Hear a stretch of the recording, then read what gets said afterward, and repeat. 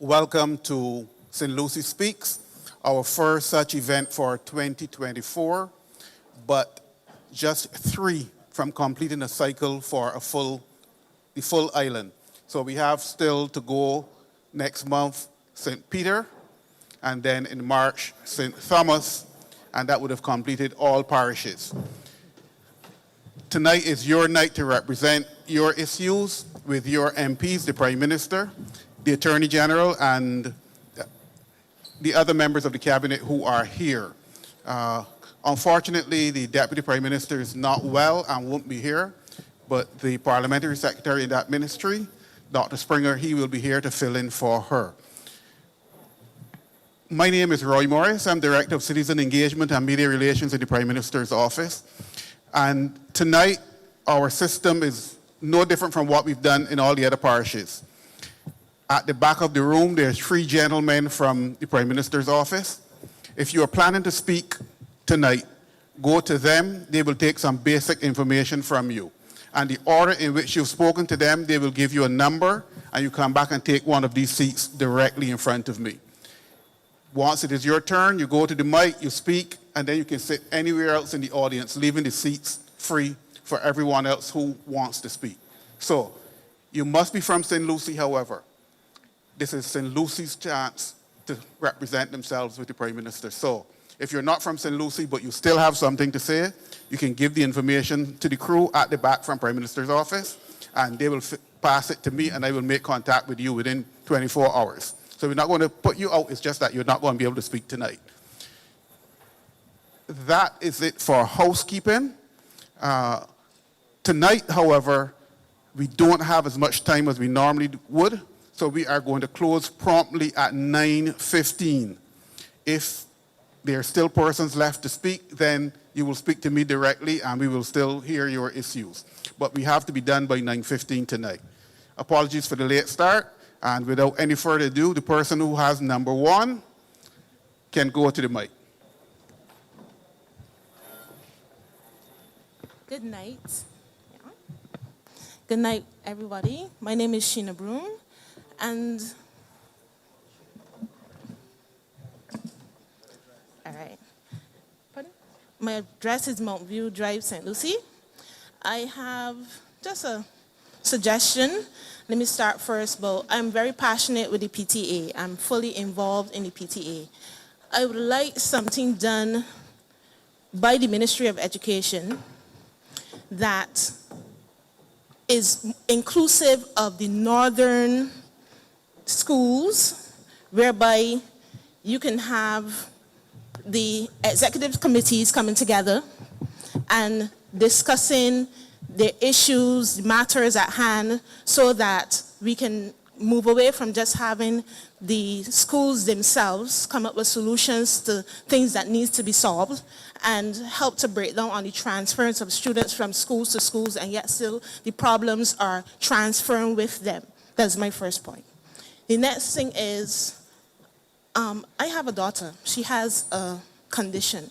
It's not categorized as special needs. The schools are supposed to be incorporating children like her, and I find that her capacity to learn is not like others. She's a bit behind.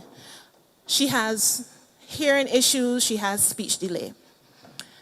Now she's in class with children who are working at different levels.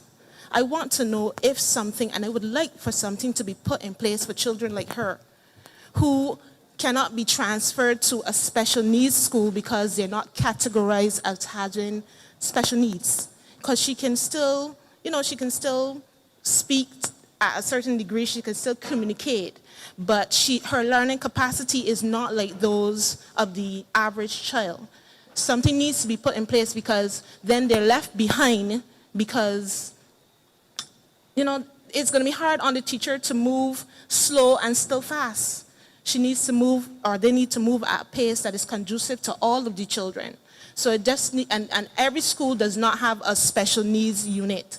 So I need something to be done in that area for the schools in St. Lucie and for the greatermost Barbados. Thank you. Thank you very much, Ms. Brooms. You don't have to move, I can talk with you. I don't want to talk behind your back.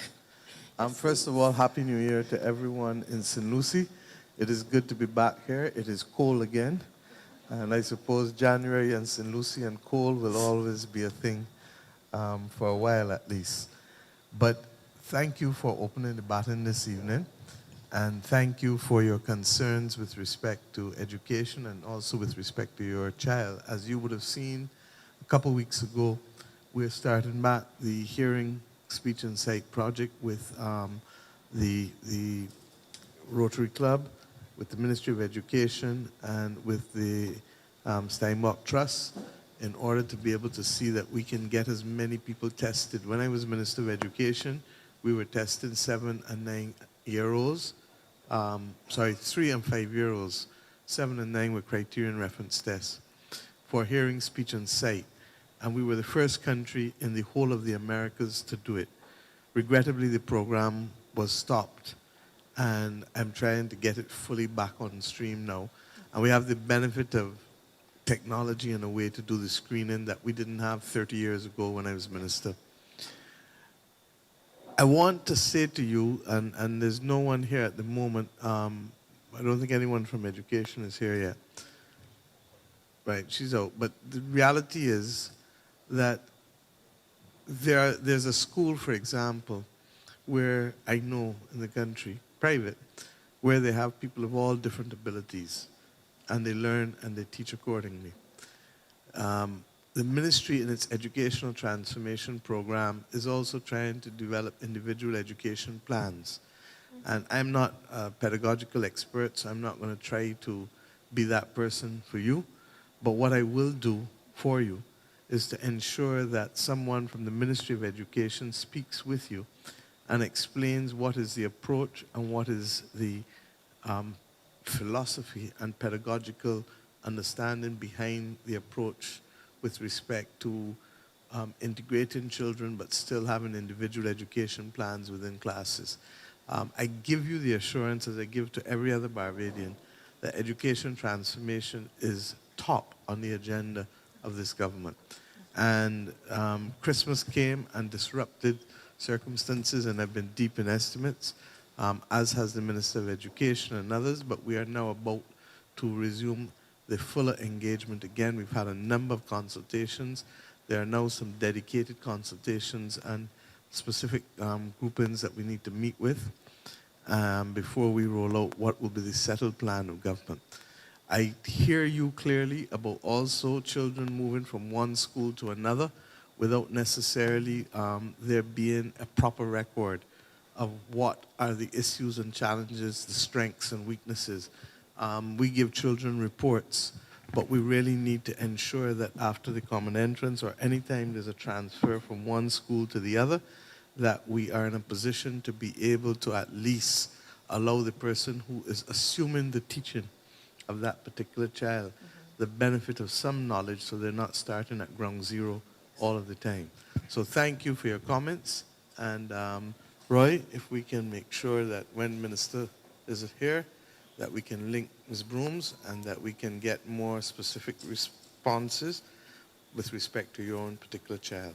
Thank But you very thank much. you. Just All the one best. thing I want to know is that the Rotary Club, who actually fitted her with her hearing You aids. see that? So the Right, project is so working. Thankful to Mr. Steinbach. Good to see it working. Thank you so much. Who's next? Good evening to everybody. My name is Petrina Devonish. I live in Friendly Hall Terrace. This is the last left turn before we get to the to Harrison's Point. My issue this evening is the road. There's one way in and one way out of Friendly Hall Terrace, and the road is deplorable. There's also a home for the elderly at the end of that road. I'm not sure what's going to happen if one of those people are sick and need to go to the hospital and not going to make it to the hospital, because by the time they get at the end of the road, that's the end of them. So I would like to know when we can address this issue of the road. Peter, sorry? As you know, we've started dealing with the roads, and all won't be done at the same time, because if we did that, I'd be a magician, Peter would be a magician, and the Minister of Public Works and Ramel would be magicians along with the CTO. So we have to start and prioritize. But I have no doubt that if it is as bad as you say it is, and I've not seen it, that it will be dealt with urgently. I announced at the beginning of the year a $30 million mill and pave program. And the reality is that, and I want the country to internalize this, because we actually spoke about some of these issues actually a year ago here in St. Lucie. The climate crisis is real. In this parish, you have seen flooding just below there that you never saw in decades, not true? We've seen bridges also affected. One of the issues it means, as one of the consequences, is that it means that we cannot and have not been able to have as much work done consistently, particularly from the end of August to early December. It is as a result of that, I've said to the Ministry of Public Works, they may have to do some double shifts in the dry season. Now, technically speaking, that's where we're supposed to be.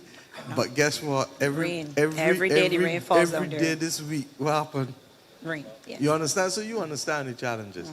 So suffice it to say, Peter is reminding me, I can let him talk for himself, that this is one of the roads that he has submitted. So you're in good shape, but talk, Peter. But I would like for you to traverse it though, please. You could follow me home tonight and you could get a feel for the road. You could follow me home. Even if not tonight, you can come. Please, I'm going to remind him to remind you to come. I know the road to Harrison's Point, obviously. But as to going into Friendly Hall, I haven't been, but I'll come. Okay. Okay? And I appreciate your bringing it to our attention. But as I said, suffice it to say, I've told them, make hay while the sun shines. I understand. And between now and August, as much as possible, whatever we get from September to December is gravy. And we'll keep trying. But the government is fully on it. I also want to say, look, we've gone through a rough period as a country. But we're now about, effectively, I think it's 11 quarters now of economic growth consistently. And therefore, the government is in a position to start flexing a little more with respect to some of the things that were either exacerbated because of the COVID pandemic or exacerbated because we also, remember, inherited a very, very bad hand. And it took a while, just like if you go into a surgery, an operation was happening, you got to take a little time before you start to recuperate, and then before you start to do a little physiotherapy, and then before you start to do a little walking and exercising in a consistent way. Okay. So the country is no different. So we're getting to that point where I hope we can be a little more aggressive than we have been with respect to the scale of the road works, but we have to be mindful of the climate issues. Peter? Thank you, Prime Minister. Good evening, one and all. Good evening, my constituents. Yes, we know what the issues are, Katrina. I have traveled that road before. And it is not a long. Recently, it's gone worse. It is not a long. It is not a long road. Exactly. So it will take little time to fix. Right, and that is where, yeah, but resources nonetheless. But I have submitted that as part of one of the projects in St. Lucie, and I'm assured that it will be done. But as I say to you, and as the Prime Minister, we can't do everything all one time. But I'm fully aware of the area that you're talking about, and I will continue to work to ensure that it is done, because it is not really a long stretch. I'm glad that you're focusing on that part. It's very, very short. Half a day, 3 hours, and it's fixed. You're correct. We're coming. Okay, thank you very much. Who's next? Good evening, everyone. My name is Shernell Clark, born and bred in St. Lucie.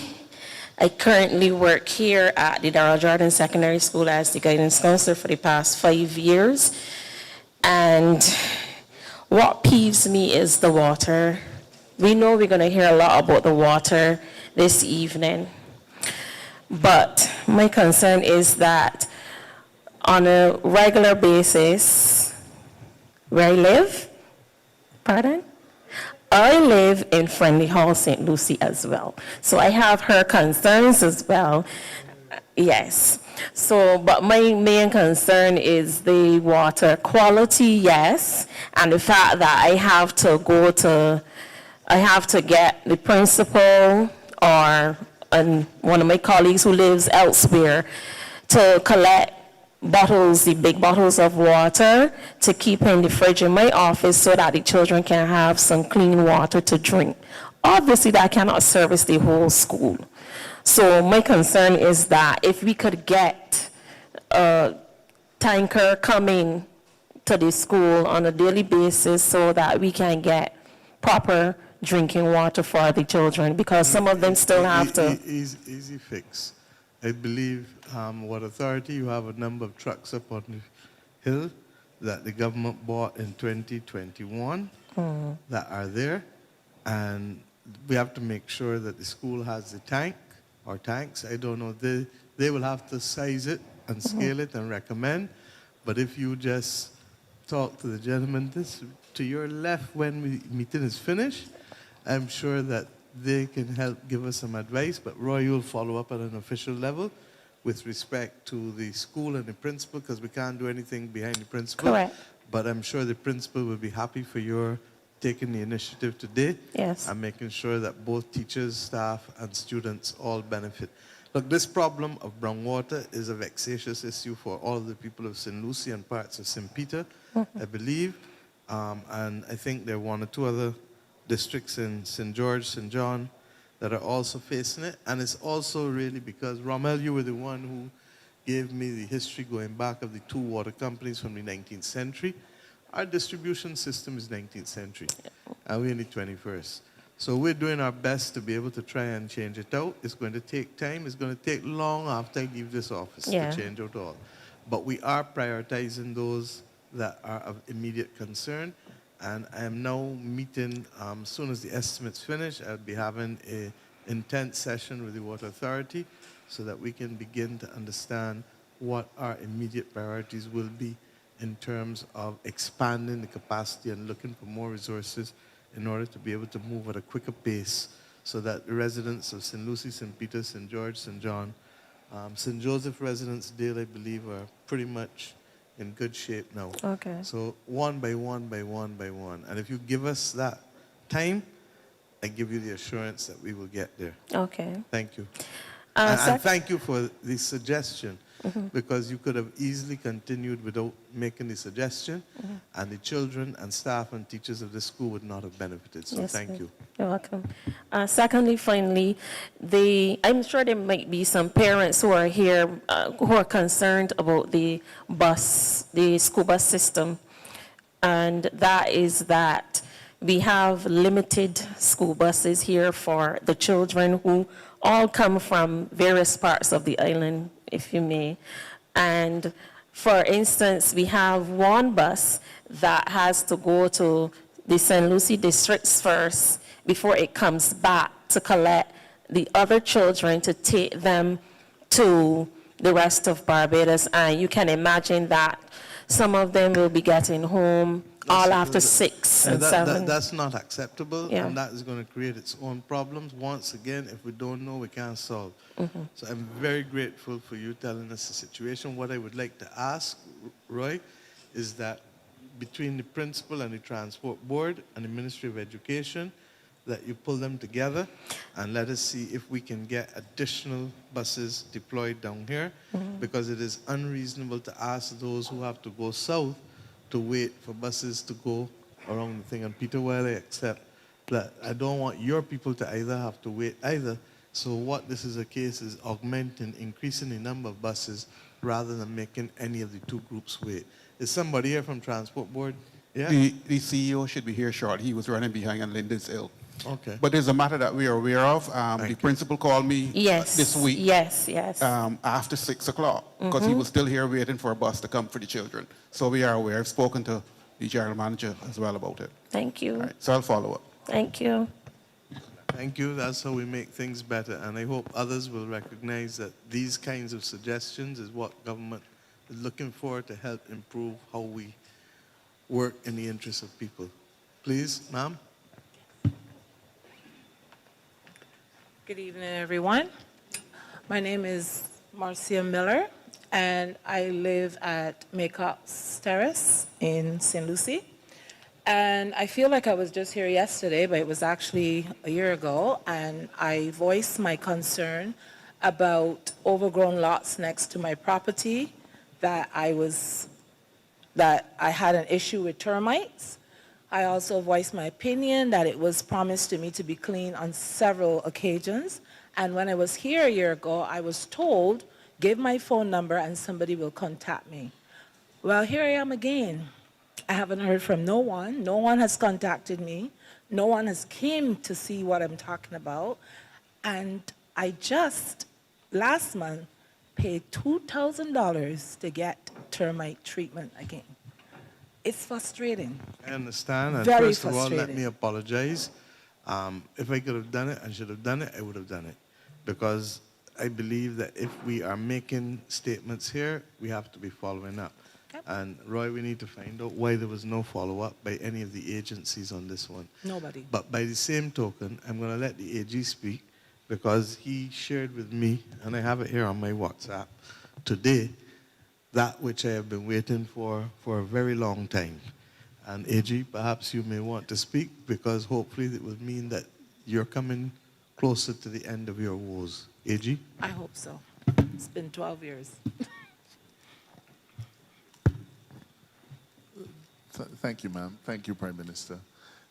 I think what the Prime Minister is asking me really to speak on is the new legislative approach that we are putting on people to keep their lots clean. And it really is a public health issue. And it doesn't, I don't want to suggest that we have not always had laws dealing with it. We had public health regulations going back as far as 1969, but obviously that hasn't kept pace with modern times and modern needs. That goes back to the days when the old public health inspector used to walk around with a brass spray can. I think you might remember what that looked like.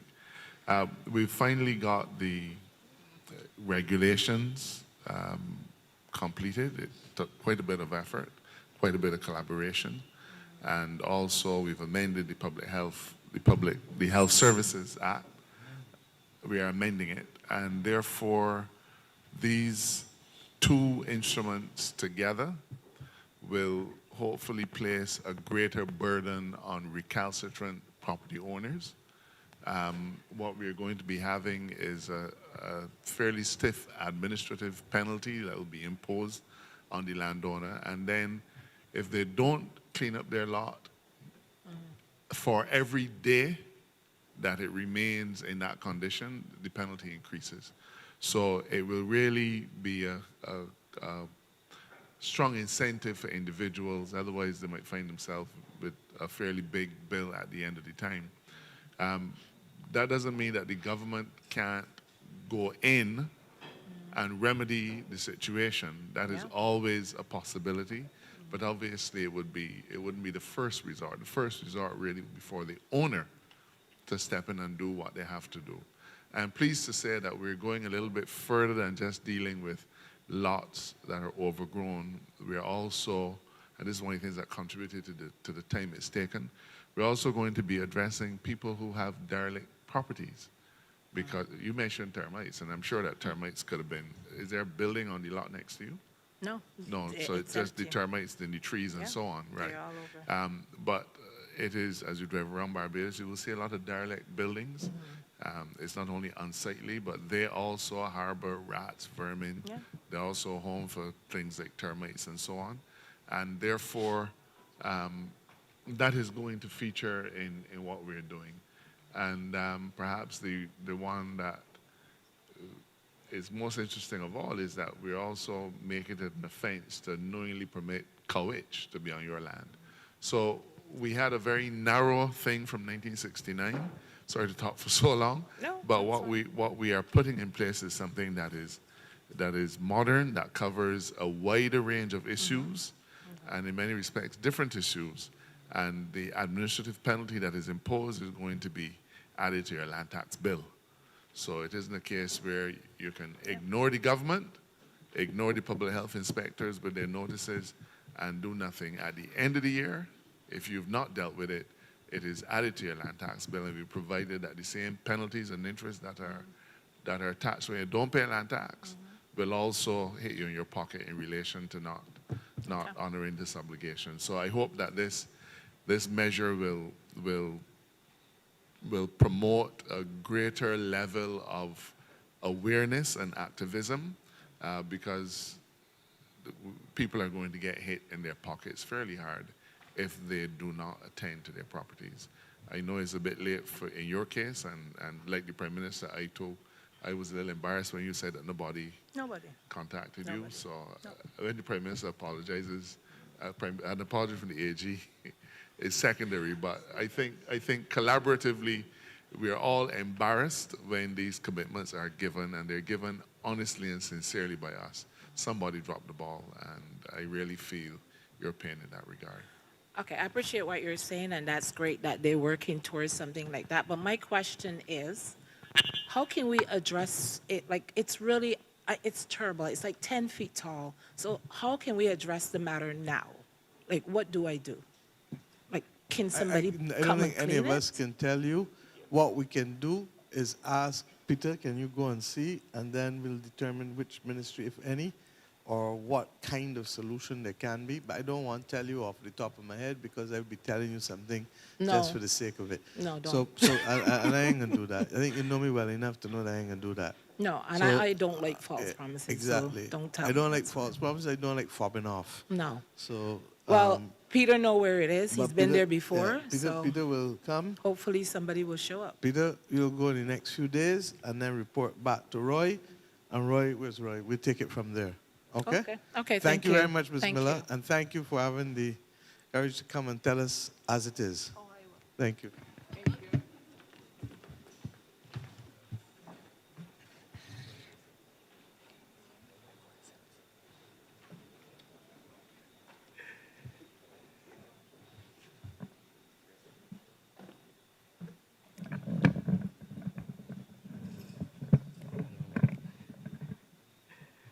Ready? Okay, thanks. Good evening, all. I just want to bring 2 points. Oh, sorry. Carlos Bignall, Arches Road, Crackville, St. Lucie. I just want to bring 2 points for your consideration, following on my previous constituent in the area as it relates to health and safety, and draw to your attention the stretch of road from the police station to perhaps the 4 Cross at Swampy Town, and the clearing of the verge, and I'll say of the trees, not bushes, trees that have grown and make the road somewhat impassable. Sometimes you have to drive in the middle of the road, traversing that stretch. So that's number one. And number two, yes, please. And number two, the origin, well, it starts outside of the constituency. It impacts everyone in the north. And that point is the stoplights at Royal Westmoreland. Yeah? It takes about, before the stoplights, half an hour commute from mile and a quarter to Warren's. Sorry? I just learned it Oh, you did? coming in because with the stoplights Thank you. and the others in the car with me complaining. So that's 30 minutes, Warren's to mile and a quarter, 14 kilometers. It now takes about 20 to 25 minutes to travel 4 kilometers. From wherever the point is, when you butt the traffic, whether it's Black Bess, whether it's the Wim Junction, 4 kilometers from that point to the stoplights, it takes about 20 to 25 minutes. And the situation has gotten worse since the stoplights. Definitely. So that's Definitely. what I want. And this is the people's knowledge. Who's here from MTW? Mrs. Canterbury? Mr. Boyne? You're hearing? And Rommel? You're hearing? Good. And I felt it. So this is the one case I'll actually use this argument against St. Lucie. It's often debunked that St. Lucie is either at the top or the bottom. In this case, we're at the back. So it's going to take longer coming from the back to get to that direction. So I'm hoping that that's on your radar, and thanks for hearing me out. Okay, I think Mr. Bowen or Ramel, who wants to speak? Well, I think we're going to have to do a review. I think you told me that your traffic counter, come, Mr. Bowen, traffic counter issues don't take as long as we think. Yeah, we are aware of the issue relative to the congestion that's being caused at that location, but we always must look back at the history of the junction, where there were numerous fatal accidents at that junction, and the traffic signals were mainly placed there to mitigate the fatalities that were occurring at that junction. But we will continue to look at the timing and the phasing. That's not the only solution, is it? No, it's not. Because Barbados became the land of roundabouts for another reason, not true? That is true. That is true. That is true. But you see, at the time, it was a matter of the capacity of the junction itself. We would have to acquire properties and so forth. As and I that tell will my take, cabinet every day, difficult is never impossible. Challenging is never impossible. So I've heard the people here. I think that everybody echoed, including Rommel, you too just now, and Roy is echoing. So please, let us get a review. Government is here to solve problems, and right now a lot of people live in the north. A lot of people depend on Highway 2A. But we're also going to have another conversation, Mr. Boyne, and what is that? How many cars are there in Barbados now? well over 100,000. No, Mr. Boyne, you're being too generous. And two things. When I met with y'all last week, when we were looking at car parks, y'all told me, 140,000, didn't you, William? That's what they told us? When I came into public life 30 years ago, we were told at the time that there were about 80,000 cars. So it means, and I'd like you to get the figures for us and put it on the table for us formally. I know that your minister is trying to have a major change in, what's the plan called? Barbados in Motion, BIM in Motion? Yes. And starting to look at the traffic issues and the road issues and a combination of how we, one, build more car parks to facilitate more public transport, increase and augment public transport. I think people can agree that the electric buses that everybody was so nervous about that have the air conditioning and the Wi-Fi have worked well and for the most part are in good shape. And we're going to have a serious conversation as a nation about the issue of traffic, because it is no sense having a car if when you have the car, you can't get to where you want to go on a small island. And therefore, there will be multiple solutions, and there will probably have to be a major set of engagements throughout this year that the Deputy Prime Minister will lead to begin to get to the bottom of how best we can do it. It is true, I think, that Barbados, they say, has more roads per square kilometer than any other country in the world in terms of road density. And that came really from the many cart roads and different ways of connecting that we had with the plantation system. And the fact that this country was the jewel of the British Empire in the 17th and 18th century. And therefore, they pumped a lot of resources in it in order for it to produce and for our ancestors to produce for them. The reality is that we have now to come to grips with a modern Barbados. And we have to come to grips with everything else that goes with it, including the reality that fossil fuel, as currently structured, will also continue to make your life here in St. Lucie and our lives in Barbados and the rest of the world difficult, because the climate crisis is real and we feel it now. So I thank you, sir, for raising it, but don't move Mr. Boyne, because who is it that's responsible for keeping the verges clean? Because not only here in St. Lucie, I've noticed that there are a number of other parishes in the country, St. John, in parts of St. Philip. I don't see it so much in St. Joseph Dale, parts of St. George, that we are seeing bush, and it's largely because if you don't have plantations functioning in the way that they used to years or decades ago, it means that a lot of bush comes into the road, and that is why we are adamant that we need a maintenance system that is driven by entrepreneurs from the community who help us keep those roads clear. because not only is it risk to public safety in cars, but it is a risk for public safety for those who are walking or who may be standing at bus stops. So can you tell us whether it is you or NCC, but I suspect it is you, Well, between Crab Hill and Swampy Town? yeah, we are responsible for the verges, and we definitely will address that issue in short order. So that's Chance Hall Depot. Yes. So, Mr. Patrick, that's you, Wendell? Who it is?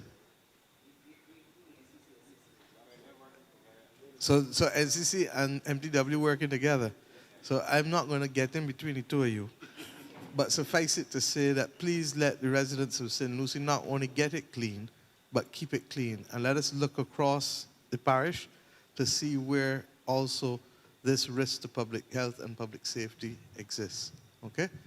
Thank you. And that's why the drone unit, Senior Minister Duguid, is critical, and we need to get that operational as a matter of urgency so that we don't need to send out people in cars with gas to know what are the areas that the workers must be deployed to on a regular basis. Thank you, Mr. Boyne. All right, thanks. And Mr. Bignall, where are you gone? Thank you very much, sir.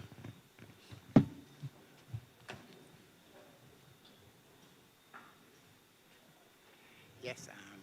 One second, please. Before the speaker addresses, just a reminder, if you are planning to speak, go to the table over in the corner and give your information to the gentleman from the Prime Minister's office. There's certain basic information they need from you, and then you can come take a seat in the middle. Yes. Good night, everyone. And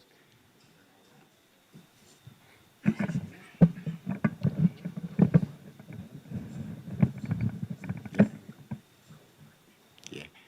Yes, sir. Good night, everyone. I am Andrew Phillips. I live in Pike Corner, St. Lucie. One of my issues tonight is, first of all, is the bridge, right? Well, I must say that it is nice seeing the resumption of the bridge in Pike Corner, really, because a lot of persons would have been inconvenienced by, the bridge, I believe, due to the starting, stopping for whatever reason. But however, it would be a good idea, and all effort, to have it sort of continue until finish, if possible, because when it rains, persons like the eagles, the voices, the hunts, and even the greys sort of being inconvenienced, because with the amount of water that come from the various gullies that is connected actually outside the borders of Pike Corner, they connect, form a whole, massive amount of water, almost like the sea, so to speak, right? So, as I say, I hope that, they get some sort of relief, when it is finished, right? Because even too, when it rains, too, person had to sort of stop, for a little while until the water sort of abated, right? So that is as much to say about the bridge. Right? My next issue is the reintroduction of the St. Clement's bus service. Well, we had a St. Clement's bus service a time gone by. Right? It acted as a feeder service to the normal Pike Corner, Josie Hill, Pike Corner, Boscobel. Right? Mainly, it would cater for the mostly traveling public like that live in the Coconut Hall area and the Bishop and other areas, because the normal buses do not, do not go into that area, right? Because we would have traveled let's say from Spokestone towards the Exchange, then Coconut Hall, Bishop, then go to Rockfield, Bear Road, on it way back, to Spokestone, right? So I will look, right, that there will be a resumption. I don't know when, right? So that that service can have at least certain times during the day, especially at night, in the night area, right? Because for the benefit of persons that, as I said earlier, outside the normal route that the normal buses is traveling, right? All right.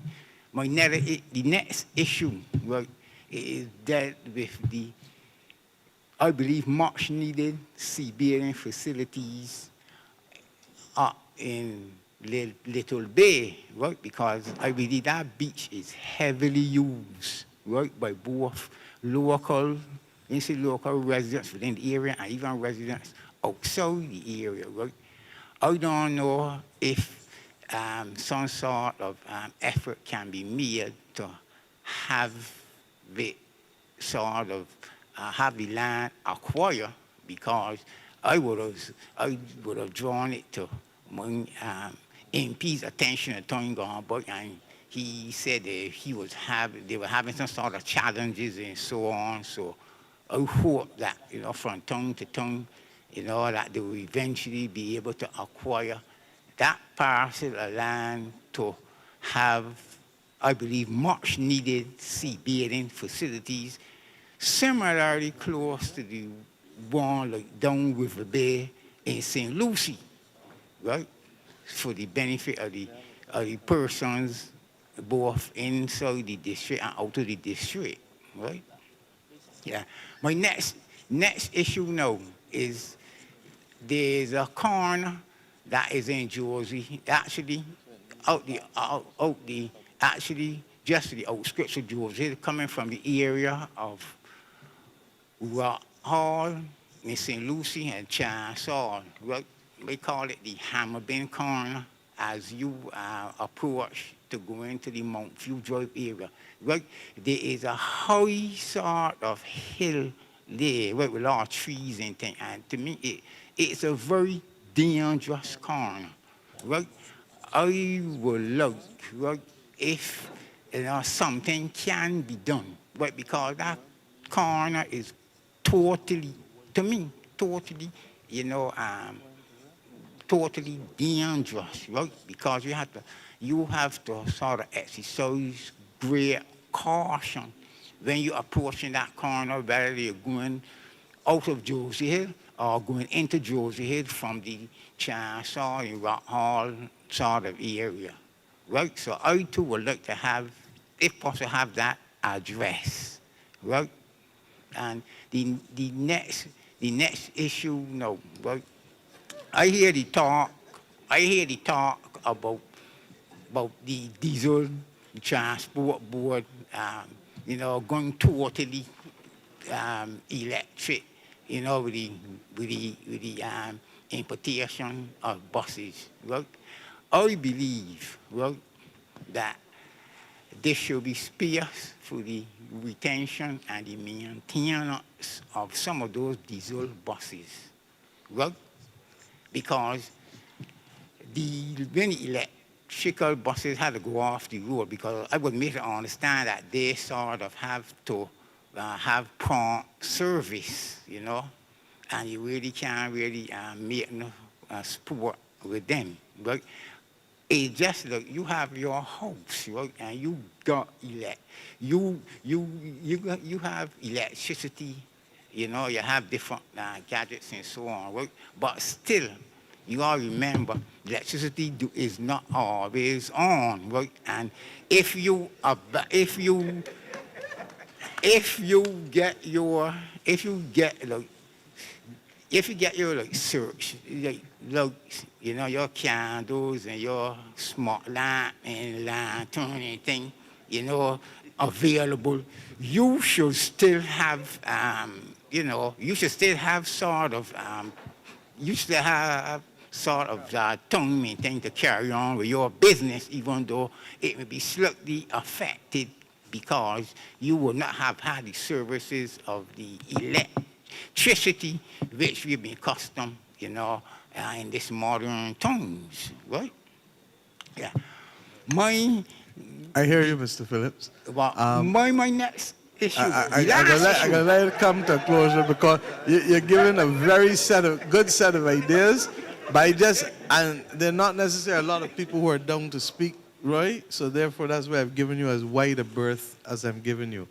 But I'll allow you to start to wrap up in a little bit. I ain't trying to wrap up. Yeah, but I got to make sure that all of the things answered because you're making good suggestions, and I think that the other Mr. Phillips here will be able to tell you that on some of these matters he is with you or ahead of you. Okay? Well, if he's with me and ahead of me, well, that is fine. But I have no problem with that because as I always believe, service to the public is what is matters because they will judge you, your performance when the time comes, Yeah. And,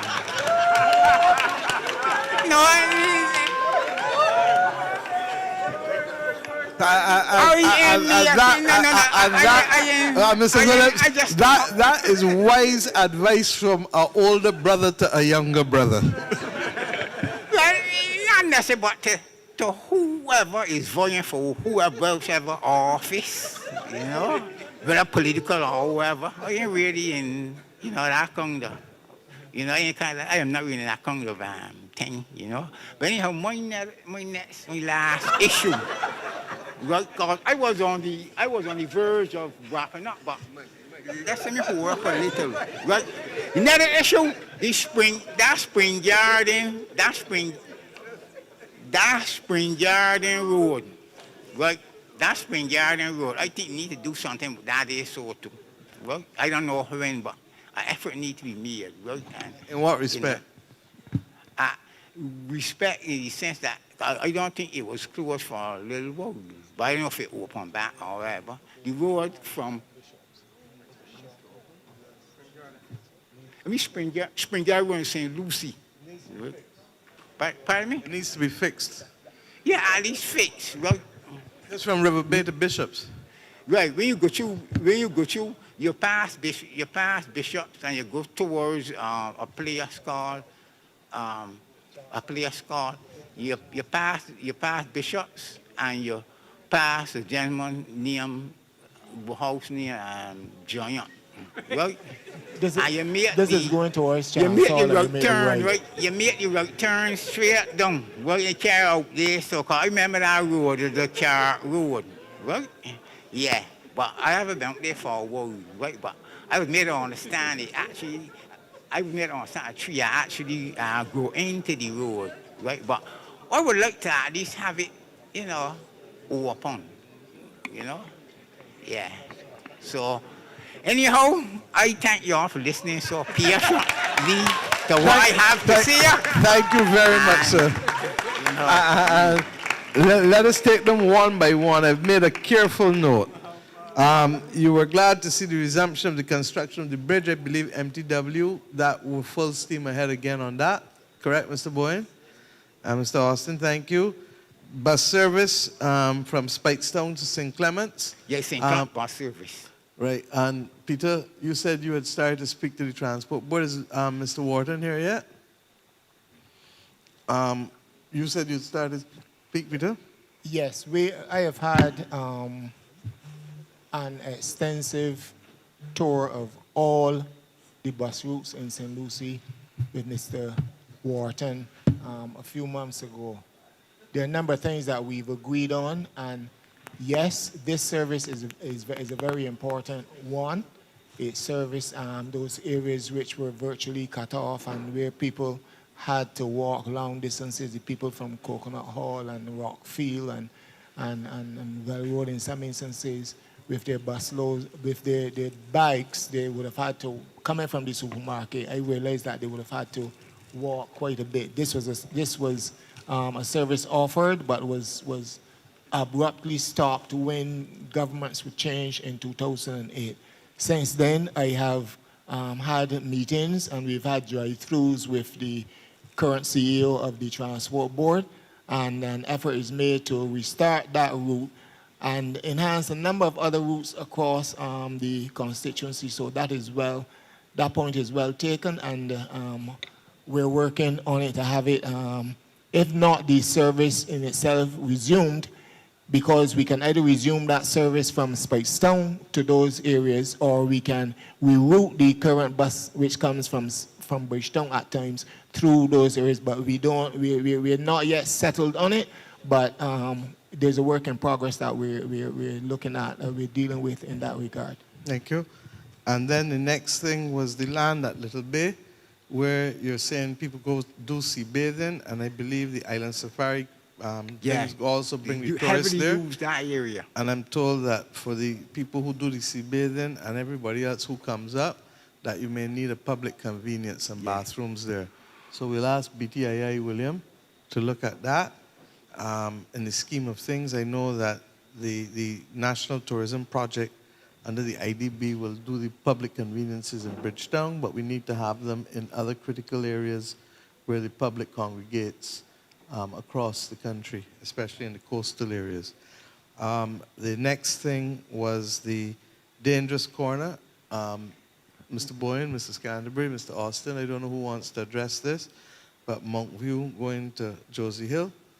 And then as you're doing that, address Spring Garden Road as well, and the bridge. So you can just have a quick of those three response to those three things. Mr. Phillips, thank you very much for your things. And if I gave you a little gas, I feel good. But the good thing about Sorry, and the last thing, the electric buses. Yeah, And I would like and- transport to retain some of those diesel buses. Right. So whether it is so they diesel, get whether it's get to diesel where- or to alternative where- fuel, the truth is that we accept that there will be a need not just for the electric buses, but there may, and that's why in the TAP program, it may not be Transport Board, but it may be other licensees who own bus licenses who will be using either diesel or who ultimately may be using CNG or other alternate fuels, because the world is looking at other fuels as a possible solution in addition to the electric buses. So I hear you. Don't put all your eggs in one basket is what you're basically telling us. Thank you, sir. Thank you, too. Thank you. Scanbury know you're a Northman, so you could talk after Mr. Boyne, too. Yeah.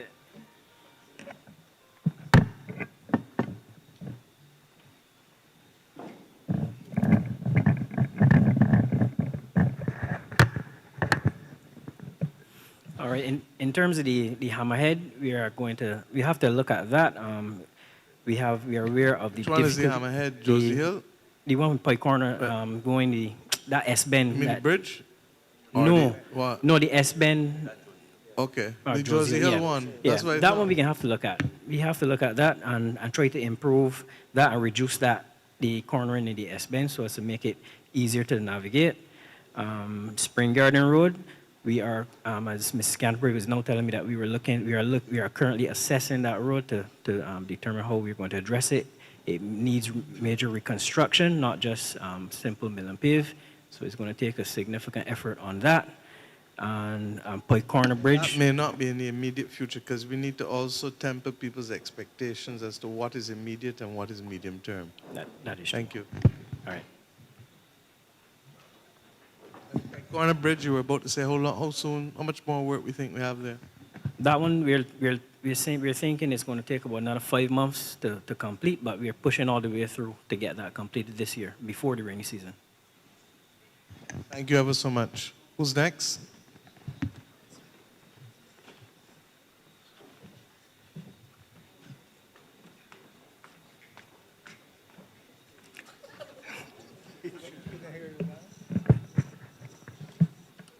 Good night, everyone. My name is Sandra Boyne, and we live in Maycott's Road, St. Lucie. Maycott's Road, not Maycott's Terrace. And we have a serious problem there with the road. This is Mr. Lindsay Boyne, he's my husband. And from the top of that road, right on to the bottom of that road, we have serious potholes.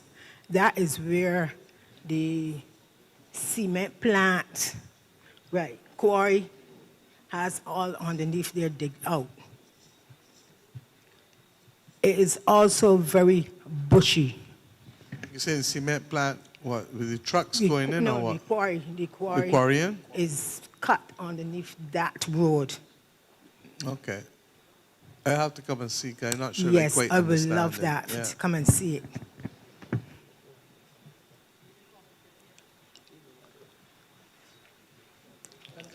You said, and the bush, go ahead, you continue. Yes, and the bush is on both sides of the road.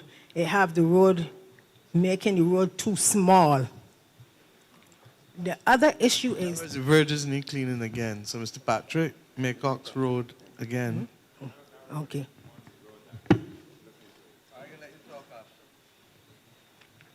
Right. So that road is one we are really, really concerned about. But then there's another issue, but I would like my husband to address that one. Good night, everyone. It's Lindsay Boyne. Yes, ma'am. Good to meet you, sir. Good to meet you, ma'am. I hope I'm related to the boy because he have all the answers. My wife thinks is this issue should come to this forum. I don't think so, but since you have to obey your wife.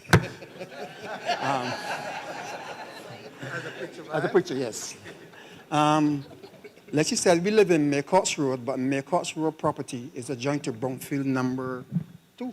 Yes, so we walk to Brownfield number 2 to get to Maycox Village. So therefore, there's 2 villages that we happen, or from this property, happen to sandwich between the Brownfield and Maycox properties. Our property where we live runs from Maycox Village to Brownfield Road. So we use the Brownfield Road, since it is a government road, to move out stuff that is heavy, because we cannot truck stuff from the Maycox side. So recently, a young man built a fence, and he blocked our property, the property which we are living on, responsible for kind of. And he said that he got permission from MPT, and I think he mentioned Mrs. Canterbury, that gave him the go-ahead. Now, hello, order please. You give me some order please, ma'am? Yes. Order, please. Order. You said you're a pastor, sir? Well, I'm a lay preacher. I'm obeying you. Order, please. Yes, ma'am. So said. So my understanding of the road and the issue, the government put in the road a couple of years ago under the Roy Buffett time, who is my very good friend, and I work for him very hard in the political side this side. I remember Mr. Phillips, Lyman Phillips, we were all BLPs. It was unpopular to be a BLP in St. Lucie. So the road that was constructed came and sandwiched or kissed our property. With the expectation some other time, it will go all the way around and connect to Maycox Village, Maycox Road. So we believe over the years, the government property has come and kissed our property. So there's no other room between our property and the end of the government road. The guy erected the fence across to the back of the road, to the end, the curb of the road, and kind of block our property out. But he had put a fence on his property, which I have no problem at all with, because that's his right. So I was trying to get some help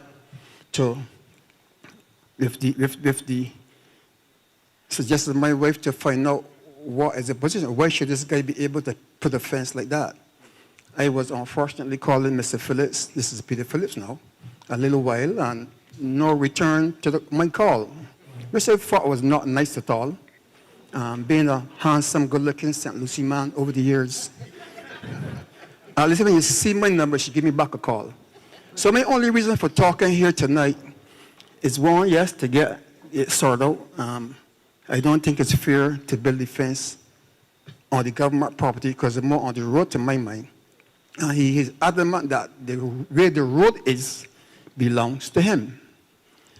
When the police came, I tried to explain to the police, because I worked in road construction for 10 or 15 years, And I had the privilege to peep at this same property, this road when it was under construction, but we never win the bid. That the property has gone, the road has gone to the end of our property. Therefore, all in here is government road. The police told me he saw the people plan and his property gone all across the road. At that point, I stopped discussion because it's not good to be in opposite to police, to me, in these days. So I guess since I was not able to get Mr. Phillips on the phone, I believe I'll be able to get him tonight. So perhaps after or sometime, just explain to me. You have all of us. All of us. And therefore, Tell I'll us ask the exactly. Attorney General to Yes. just address the matter pertaining to the road as best he can and to see what's happening. But I imagine that you would need a site visit. Yes. And let me say that I think we raise it. I think Mr. Phillips has heard you, and there'll be a site visit. Go ahead, dear.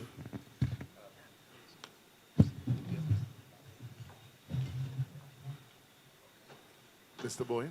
Yes, sir. Prime Minister microphone working. Mr. Boyd, it's difficult for me to picture clearly what you are describing.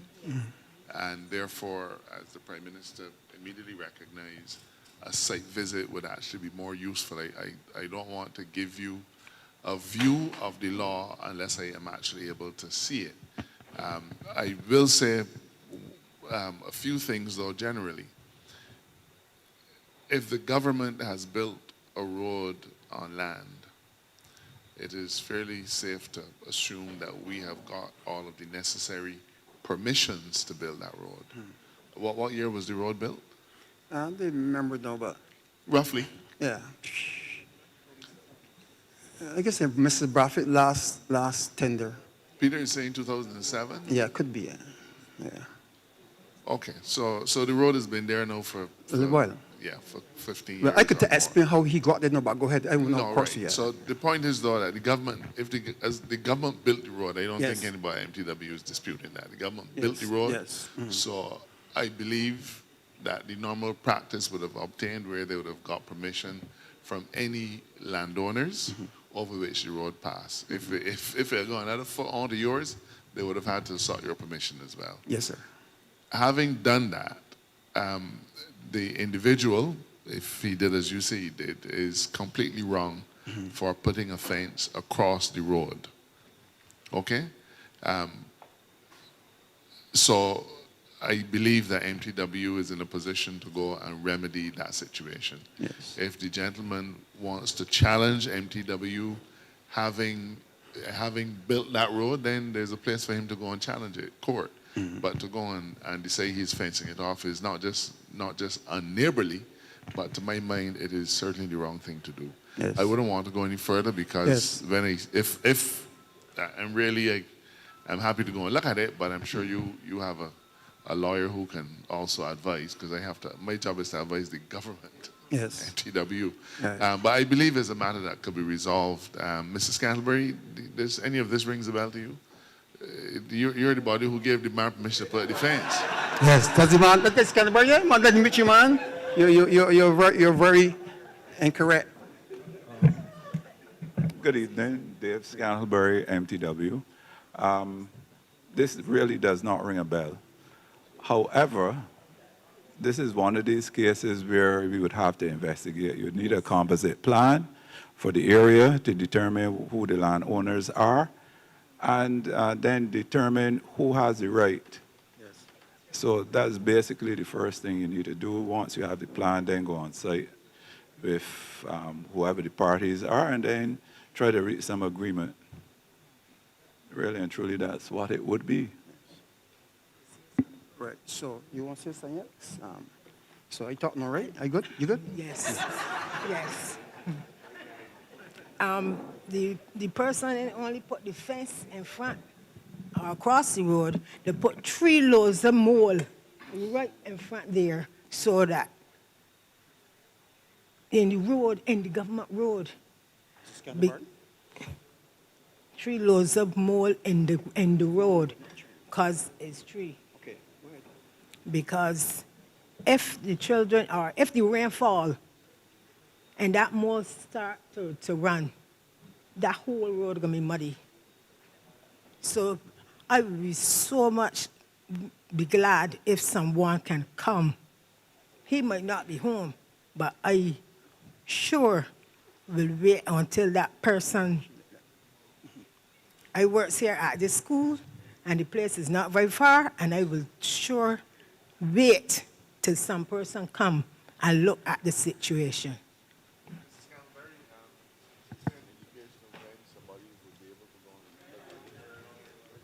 Your mic. Is this something that you can send somebody to look at fairly quickly during during the course of the next few days?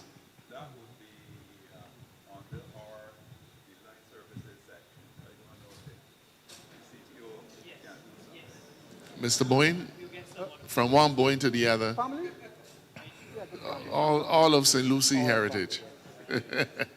So, Mr. Boyne, if you can, the MP is going to speak on it, but if you would be so kind as to have someone go and look and carry one of your lawyers, Ms. Chandler, or somebody so with you, so that they can give a fairly good indication of what's happening, all right? Peter? Thank you very much. Thank you, AG. Yeah, I could say, okay. Thank you, AG. And Mr. and Mrs. Bowen, you might not have been aware, but I would have visited that area. About 2 to 3 weeks ago, spent several hours there with some of the residents at the back of Maycott's Road, as well as the person who has erected, the fence was not erected then. I would have spoken to my senior minister, Duguid, and we're now in the process. I have to visit your road to see exactly how we can resolve this, because it is in the hands of the lawyer of that individual. So it is not I was trying to bring an amicable settlement to the issue, but this is one of those in my view, what you would call unneighborly things that has been done, and you are absolutely right with where the road is, etc. I'm very much aware of all of that, but it is something that I am actively addressing based on the telephone calls. I might not have gotten your call, Mr. Boyne, No, you haven't returned my call. I certainly received calls from the others, other persons there, and I went to visit the area along with one of the members of my team about 2 weeks ago, so it is receiving some attention. Mr. Boyne and Mrs. Boyne, just to update you on Maycott's Road. We would have visited that road a few weeks ago with a team from NTW, and we identified that road as one of the roads that we will be doing under this accelerated mill and pave program. Yes. Now, the road is in bad shape, but we have determined that we will do it in 2 phases. The stretch is like an L-shaped road, yes? Yes. So right to the L, the straight stretch, we're going to do that first. That's a simple mill and pave. But we have determined that there's a water course that flows through the area, the bushy area, yes, and we have to do a drainage assessment of that area before we can commence work on that, because we may very well have to do some drainage enhancement work in that area. But the area where I think most of the the residents in that community live, that straight stretch will be done in short order under the mill and pave program. You should see that happening within a few, at the rate that we're moving at, maybe within a few days. Okay, praise the Lord. But at the very worst, within a few weeks. Yes. I guess you remember, in terms of your doing roads and you're milling the roads my side, I have 15 years experience in road construction. Thank you. I was supposed to be. All right, thank you. Thank you very much. And once I have the mic in my hand until the next person come forward, you will notice that we have chosen certain roads within the St. Lucie area. And I know that you would have spoken of your Friendly Hall Road, but these roads that we've chosen are roads that are what we consider easy fixes. They're very easy. They don't require any drainage work, any masonry work, any trenching, anything like that. So they're a very simple removal of the asphalt and repaving. We have to assess the roads because in St. Lucie there's the added concern of main replacement because you have the discolored water issue. So we have to do our assessment both for NTW and BWA to ascertain whether those roads will soon be the remains in those roads will soon be replaced. We don't want a situation where we pave a road and within a short time that road has to be dug up or broken up because there's a main underneath there that needs to be replaced. So all those things come into consideration when we are choosing roads. That's why certain roads may not necessarily be addressed in this initial stage, but they are on our list of roads to look at. Just wanted to share that. Good night, panel. Good night, fellow parishioners. I'm Stephen Miller, retired fire officer. And I'm very concerned. Where do you live, sir? Sorry? Round Rock, near Lowlands, St. Lucie, BB 27125. That's the address I was given. Round Rock, near Lowlands, St. Lucie, BB, Bravo, Bravo, 27125. I continue, as with most of us, to suffer. You have to speak into the mic, though. If not, we might suffer not being able to hear you. Whoa. Thank you. Thank you. Rusty pipes. And I have to pay my utility bill every month. Thankfully, I've developed a relationship with the guys on the trucks, and at times I am facilitated. But I believe having to pay for a service, I should be receiving what I'm paying for. Also, there's no bus from the terminal, Cheapside, after 1 o'clock. It costs me 2 bus fares. I'm retired, but I'm not receiving that benefit. I have to pay 2 buses to get home. So after 1 p.m., Cheapside, there's no Pike Corner bus. I'm also annoyed about the response time it takes. As I said, I'm a retired fire officer. It takes to get from Arch Hall to St. Lucie. No less than 40 minutes. Yeah. So I'm looking forward to improvements in these areas. Also on my agenda is the channel between Six Mines and Colleton, where the trees hang over the road, and it looks as though the 2 sides are becoming closer. There is evidence on the wall of either a bus or a truck having to touch the side of the wall. So I'm asking authorities to look into these areas. Thank you. Let me help you one by one. With the Water Authority and the rusty pipes, I've addressed that, and hopefully, as I said, when I get my full brief from Water Authority, then I'll be in a better position to address the issues, the timelines, the costs, etc. So I give you the assurance that I will review it and get back not just to you, but to the people of St. Lucie and St. Peter, because I know that there are parts of St. Peter that are equally affected like you. With respect to the issue of the bus, no bus to Pike Corner from Cheapside after 1 p.m., I would have to ask Peter, you to follow up with the Transport Board and Roy to make sure that we can understand what is happening. We will be buying more buses, but we will be utilizing more people in the TAP program. Our big issue is to be able to get the country through the Mass Transit Authority, which is going to be critical, and working for the rationalization, therefore, of how things move. And that will probably happen, we hope, by the middle of the year. But we accept that this is a target that has to complete, we have to hit, because the truth is, when we came to office, how many buses did we have working, William, when we came to office? The numbers were minuscule. And I would say easily 3/4 of the buses were literally sitting down there. And we had to put a whole set of buses back on the road. We bought powertrains for them. We bought the electric buses. We now have, 69 electric buses, I believe. And then what we did was to take a number of the old diesel buses and other buses and to start the TAP program, which you hear persons speaking about.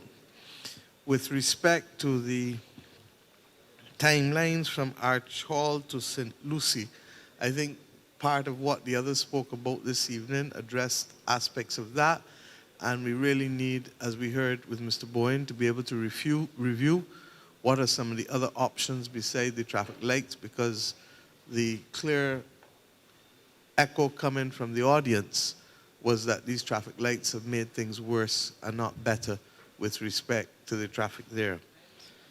You can, I suspect you want to defend territory, but even if you seek to defend territory, we need an examination because we have to listen to the people. And then on the matter of the channel between Sixmens and Colleton, Mr. Patrick and NCC, I assume that that will be all.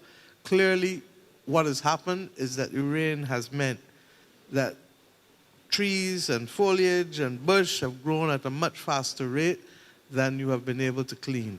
But you're going to have to adjust, and we're going to have different modalities, because these are legitimate concerns that can lead to either the impairment of people's lives or to the loss of limb or to the loss of time at very worst and loss of money.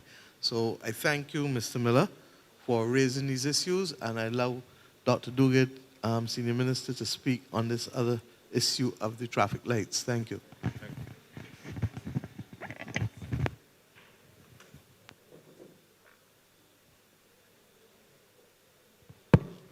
Thank you, Prime Minister. I wanted to speak on the matter of the lights, because unfortunately I was the minister, the person at the time that we decided to put the lights there. And Mr. Boyne would remember very carefully, it had significant number of people, fatal accidents at that corner. Because although the lights have, at that junction, but although the lights do impede those going on the straight, what it does is it benefits the people coming from the St. Silas and the other junction, especially when trying to make a right turn, because the people in that area suffered badly. But what has to be done, because you see the difference between the roundabout and the lights, is with lights you can change the timing. And when the population numbers change, it means that you change the timing to suit. In fact, in the UK, that has roundabouts all over the place, now they're actually putting traffic lights in roundabouts. Because roundabouts have shown, because of the traffic and the changes in populations, you can't really redesign a roundabout as populations change, but lights you can do. So, and also when we had the town hall meeting and discussed it with the residents, all of the residents of the area said they much prefer the lights to having the roundabout. So we're not talking about the residents of the area, we're talking about the residents of the north. And therefore, I take your point, and the Chief Technical Officer will look at that, but please let us not lose context, because it is in fact the people of the north in St. Peter and St. Lucie who are saying that while you have made it easier for people to come down the hill from Waterhall and turn left, that 90% of the traffic has been backed up because of this. So, well, I don't know if it's timing or not. That's for the technical officials now to advise us. But the point is that we have a problem, and you need to be able to respond to us. And I take Dr. Duguid's point about the fatal accidents, and Mr. Boyne, you referred to it as well. And that is the bigger issue, because it is a four-cross, Although I find it very strange that people will seek to come up or down because it's not a flat four-cross. It's actually a four-cross on a gradient. And that usually will mean that people are more cautious.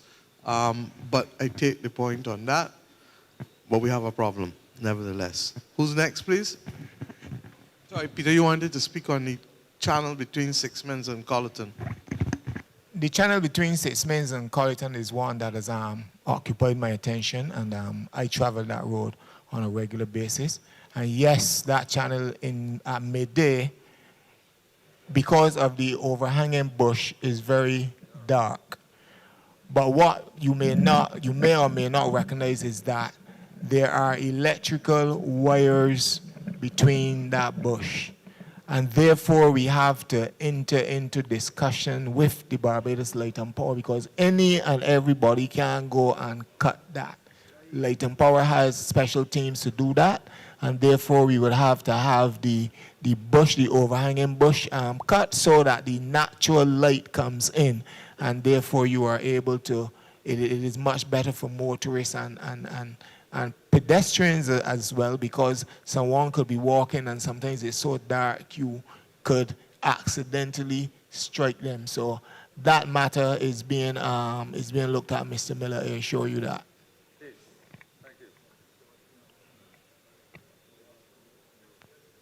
Sir. Good night to everyone. My name is Daryll of Montview Drive, St. Lucie.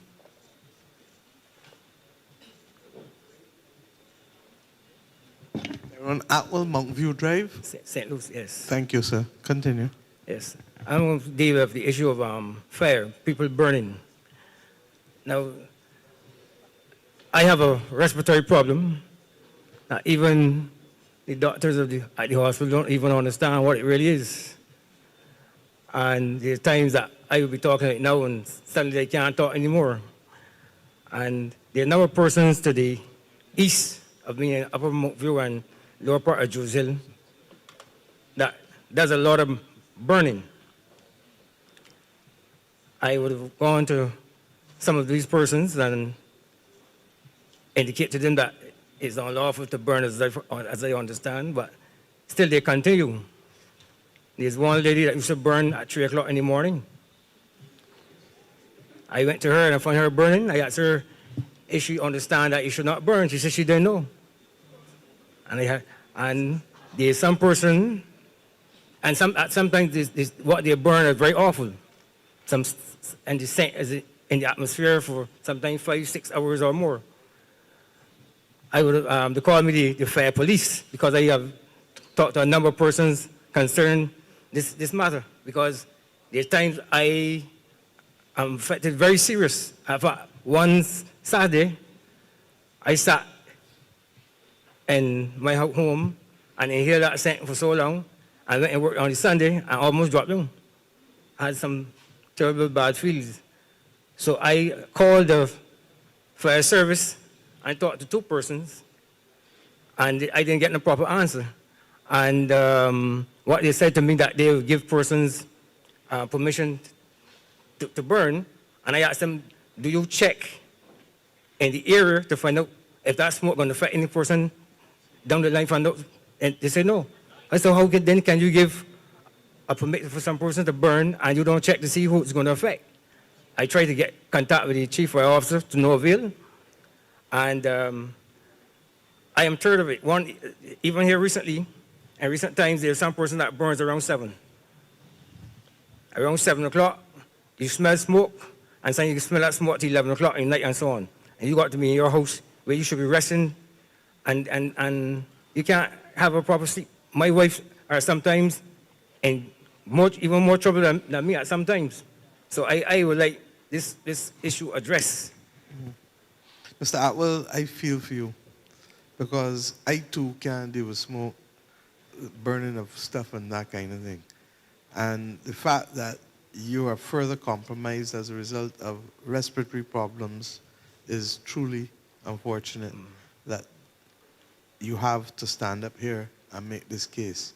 I'm going to ask the AG to speak about the nuisance part, but you're absolutely correct, and I will ask that the Minister of Home Affairs take note, please, and to speak to the fire service, that really and truly, before giving permission, they should in fact ask questions in the immediate area or in the area where the wind will carry the smoke, because more and more people are affected with respiratory problems today, and therefore it is the considerate thing to do. I put it as simple as that. In addition, a lot of things that we used to do in the past, we don't necessarily need to do, and it may well be that those households that need help can speak to the Sanitation Services Authority to be able to assist rather than taking it on themselves to do the burning. So AG, you may want to speak about the nuisance part and the route in there. Thank you. Just 1 minute, please, before you cut. There's a fire officer. He's my cousin that lives to the east of me. He does backyard slaughtering. And he burns his fire from, it burned from 7, the last time he did that, from around 7 p.m., almost the whole next day. He and I had a serious conversation. Now, I'm going to say here, Frank, thank you, Prime Minister. When you was AG, you expunged all my convictions. I don't want to get in trouble. No, please, don't even try. Don't worry about that. They call me a bad man. No, I'm not a bad man. No problem. I was abused as a child. Very serious abuse. And therefore, I don't want to get in trouble anymore. Please don't. Please don't. Because sometimes I felt that I would take him and rip him apart. You see, he's going to continue to do it. No, you ain't going to do it. And look, the AG is going to speak to you about nuisance, and we're also going to speak to you all of you, about the police keeping order in communities. Because I've also been speaking and saying, look, it's not only to fight crime, but we got to keep order in communities.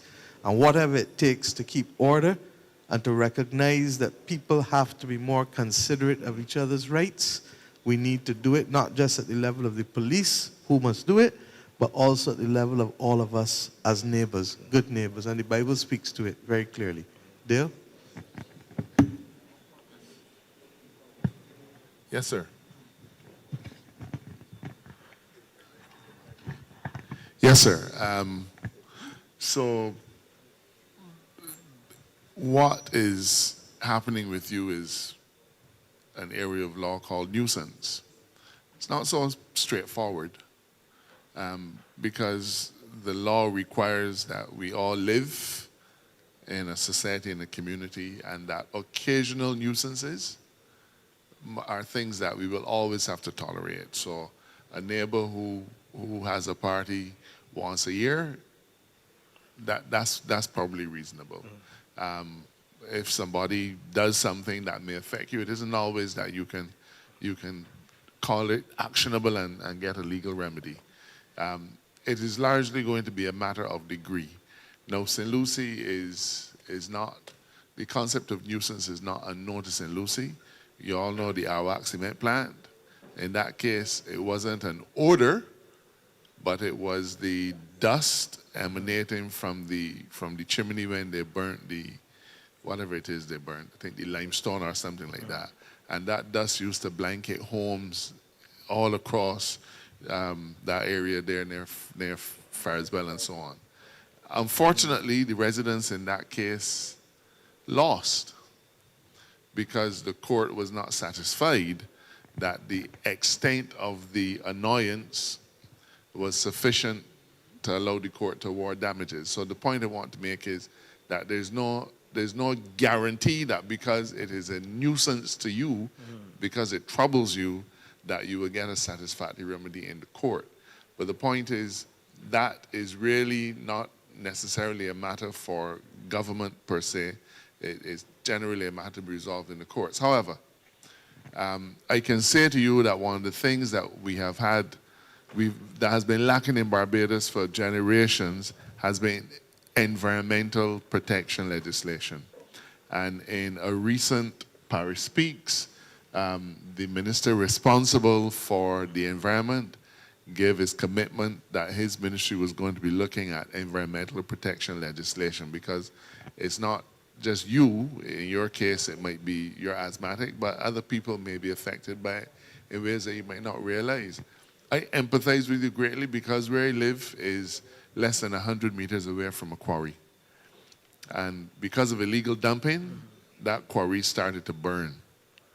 And the PM knows well what I'm talking about. And the fumes, the noxious vapors from that quarry affected people for miles around, not just the immediate influence, but for miles around, made many of them very ill, and the government at that point had to step in. So it is important that environmental legislation, environmental protection legislation comes, because through that we will be able to, one, police the extent of the problem, and then require individuals to either stop or mitigate. Now, I am a country boy. I know what killing pigs is like. My grandfather used to kill pigs, and for me that was the most exciting time in the world. And we know that they got the 60-gallon drum full of water, and they got a fire. But I am surprised that it would be to that extent, because normally it's just that one contained fire heating that amount of water. But if he's doing it commercially, then he's going to have to, it would be better for him to find an alternative method of doing it. So be mindful that in our society there are going to be things that affect us. You're not always going to be able to make a claim. But the question will be the degree to which you are affected by it. And a person can say, it doesn't bother Ramel, but it bothers you, so you have to put up with it. The law says you take a person as you find them. If you're asthmatic, the law has to recognize that you are at a sensitive state, and therefore you're entitled to relief. I know that's been a bit of a long and complex explanation, but if there are 2 takeaways or 3 takeaways that you should leave with, one, we are all required to balance our respective interests in society. Sometimes you have to endure noise. If you live near church, you know you can go enjoy noise on Sunday mornings. So there's that balancing. But you do have a right to expect the state to step in when it begins to impact you in a negative way. And I can say to you that as a government, we will be bringing environmental protection legislation, which will not just deal with major companies polluting, it will also deal with private individuals who are polluting as well, because what that is pollution. Well, there are persons that does this thing constantly, even though spoken to. Because I send the police because the fire service told me to, anytime I got that problem, call them and then call the police. I had to send the police to a cousin of mine because I spoke to him more than one occasion, and he continued to do the same thing. Mr. Marshall, I try to keep not to get angry, because I can say this now for everybody here. I refuse to buy AK-47. They were offered to me. I refer to boom. These things were offered. I try to keep myself cool and keep away from all these things. So I want to live in love. I try to live in love with everybody. I would like to know who offered you. I try to live in love with everybody. That was many years ago. Not now. That long time ago. So that we could. Long time ago. We could take some more guns. Long off the time ago. streets. Right. So I want to live good. I like to live in love and share it with everybody. But the thing is that when it got me, even my grandchildren was in trouble. I had to call the police. And the police responded. They responded. I try not to get angry. I try not to get angry because was the when police I able get to offer angry, I some lose it. assistance? The police were able to offer any assistance? The police came. They spoke to him since that I haven't seen the fire come from his place. Right, but some of the other persons. That's the response that we want. Some of the other persons that are burning are doing on a regular basis, continuously, even though you talk to them. But I can't really handle it much longer because I am just 65. They might kill me. I didn't expect to live so long. I used to drink hard and smoke hard. I traded things since in the 90s there. So I am trying to now to enjoy my grandchildren, and these things are making me sick and uncomfortable. I'm with you, and we at this table we empathize with you. I treat away my can. The can is burning. I treat away. What I try to do is get rid of my stuff otherwise. And they call me the barman, but the people that call nice is still burning. Mr. Atwell, you now have the whole of Barbados telling you, keep your cool. I keep my cool. You understand? And once you keep your cool, your grandchildren can be around to there with you, and you're going to be around there with them. So I think we've tried to give you as much guidance as possible. The environmental protection legislation is critical, and that's what we're working on now. But we also have to balance, you know, Glenn Clark once said you can't change out a culture. And part and parcel of what we're doing will have to be some level of public education. So I thank you for bringing the matters before us and give you the assurance that we will work towards being able to sensitize people why they should not be burning. We will ask the fire department to make sure, fire service to make sure that before they give people permits that they at least do a consultation in the area to make sure that nobody's going to be affected, and that if they're going to be affected and the fire is unavoidable, that we warn people that they may want to leave their home at that particular time, because there may be some instances that are beyond our control. And finally, that we beg you, as I said, to keep you cool. So thank you very much, sir. I want you to do something for me, Madam Prime Minister. Tell Heather and Lisa, tell you want to say hello and all the best for the new year. All right, we'll do that, Mr. Atwell. Thank you.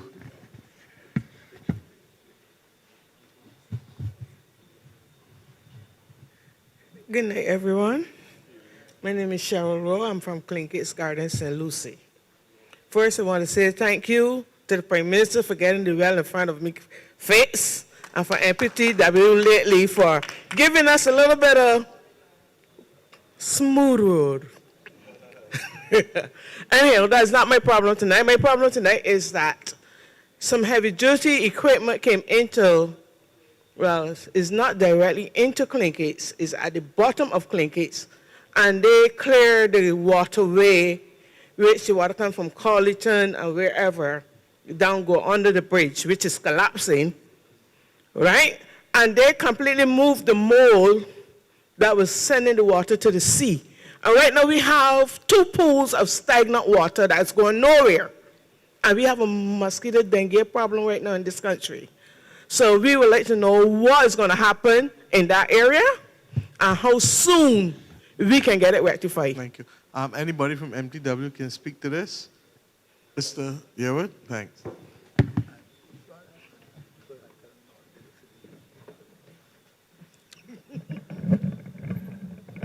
Yes, good night, everyone.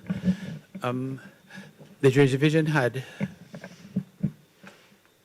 at Clinkett's, there's a bridge where you have quite a bit of sand blocking the way and holding back water upstream. And the approach was to clean the water course. I didn't visit it, but I was told, the officers are told that when they go to do these things, you have debris coming down and you have the Marine Pollution Act. And what we do, we avoid having the water course clear at level, because what comes down really is garbage and the like and going to the sea. What appeared to happen is that from the guy who visited, the officer, is that they went deeper than usual, and that the amount of debris coming down didn't fill the area, but really created the pond in the water. What we said to him is that there's sufficient sand on the seaside of the bridge we can take from there and fill in, as opposed to bring back soil to the area. Yeah? Well, when are we going to look at it, sir? We probably do it start week after next. Because I'm talking about, yeah. So soon. Yeah. But please go and look at it before week after next. So when you go week after next, we know exactly what the fix is. Yeah. Because the lady's correct, Ms. Roy is correct. Yes. That with dengue, etc. But in the interim, Dr. Phillips, we can advise them what to do to be able to stop the stagnant water. And the typical thing is doing what? We actually, the guys place fish in the water. They put fish in the water now? Yeah, yeah. Okay, so that will help. So, yeah, Ms. Rowe. Ms. Rowe, come to give you a hug. She wants me to kill the fish now. But you see, that's the other thing, the fish on the inside, the fish on the sea. But we really have a problem in Barbados, man. I'd love to speak to it. You have the amount of garbage and illegal dumping in watercourses. And if anyone goes close to an outfall or on the seaside to outfalls, when the deluge of water coming down, you see more pollution going to the sea. Yeah? We have to take decisions at times that persons may be aggrieved as the complainant here. But it's not done in bad faith. It's that we have to find ways. the officers attempt to estimate how much garbage is coming, how much soil is coming down, and to allow that first pond to take that initial before grass grow back. But we still have to deal with the issue of illegal dumping and particularly plastics, because we hear of the problems by coastal and by the marine pollution NGOs. All of those things, Mr. Yearwood, go and contribute to the destruction of the reefs, which then lead to salt water intrusion into the aquifers, and also deals with erosion. So this is a serious issue, and part and parcel of the corollary to the environmental protection legislation, as I said, is really changing behavior, public education, to ensure that people stop the dumping. Stop the dumping. And that's why I need people also to collect their, if you're selling coconuts or whatever, pick up the shells. And there's a business in coconut shells. Right now, the Sanitation Services Authority gets money from SPRC every year from coconut shells. So that the notion that you would leave shells on the road rather than being able to collect them and get back money from them is beyond my understanding. Yes, Ian.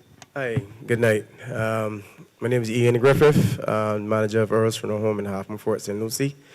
The topic I want to raise tonight is the interpretation of the new commercial license plates. I believe with regards to registration of businesses who are registered and their uses of private vehicles.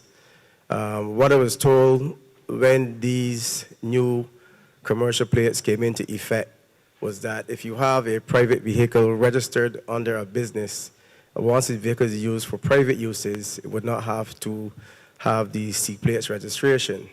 That was in September, October.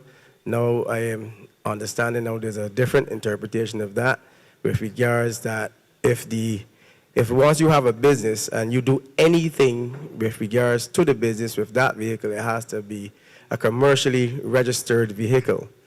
So I'm just wondering if that's the case, then it would mean then probably all those companies who have private vehicles that were registered for, let's say, those persons who work and as a part of their work package have a vehicle, or directors of those companies, if they will also have to fall under that, well, I can't call it new interpretation, but what I was told recently of this interpretation. Thank you, Ian, for raising it. I'm going to ask the AG to address it. The DPM isn't here, but I'm going to ask the AG to address it. Thank you. Yes, sir. Okay. All right, good. Yeah, I'm aware of the issue, and I can say to you that I've addressed it with the licensing authority, and I've also written the licensing authority advising them on the way in which it should be approached. And you are correct. The fact that a vehicle is owned by a business does not mean that the vehicle is used in that business. So you or any other company can have a vehicle that is used by the director, and all they do is drive to work, pick up school the children, go to the supermarket. It's never used in the business. It really is a perk of your office.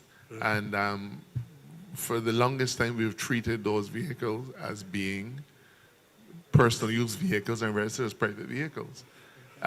You know, can you imagine that to use an example, that the CEO of First Caribbean has a nice Mercedes-Benz given to him by the company as one of the persons of his office, and they got a big C plate on it. But not just a C plate, because it also has to have a weight board paint on the side telling you how heavy it is and how many passengers it could carry.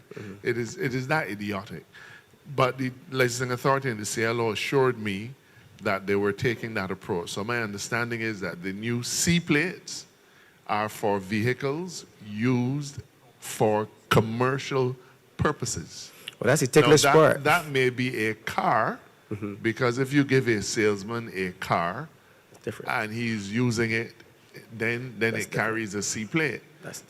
So I don't know if there's a personal situation that you might want to discuss with me afterwards, but the correct interpretation is that notwithstanding a vehicle is owned by a business, it can still be registered as a private vehicle and not have to have a weight board and not have to carry C plates. Well, that's the thing, because I was told recently that even if you do something for the business with that vehicle, and I'm saying that that's trivial, because I can't see that if, like in your case, if we said a CEO was given a vehicle, if the CEO is going to a meeting somewhere, wherever that meeting might be a lunch meeting, that's business.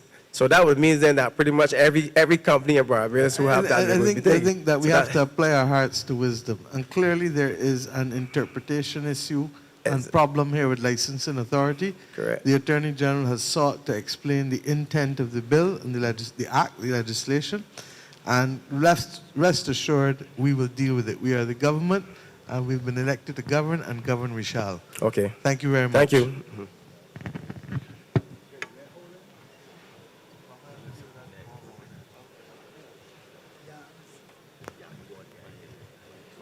Good night, everyone. My name is Franklin Griffith, and I would like to speak about Franklin Griffith, Broomfield number 1, St. Lucie. Franklin Griffith, LYN. And I would like to speak in regards of infrastructural development with the promise of getting a road developed. Due to free holders tenantry act, the offspring of the people who worked at Broomfield Plantation was able to acquire land in Broomfield. Broomfield had a main road and 2 cat roads, like 3 cat roads. 2 of the cat roads was since developed by Mr. Roy Braffett. There has the other one which is about 2 kilometers long that really need developing.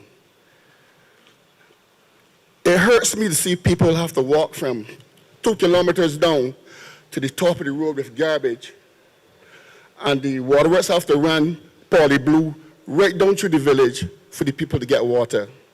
99% of the times the poly blue get burst at the top of the road and the garbage is kept there. So you can imagine water, dirty garbage at the top of the gap, right on the main road. And I know that everybody that passed there can attest to that, and it more than once, and it really needs looking after. I brought up this topic so many times with so many people, and I got no help.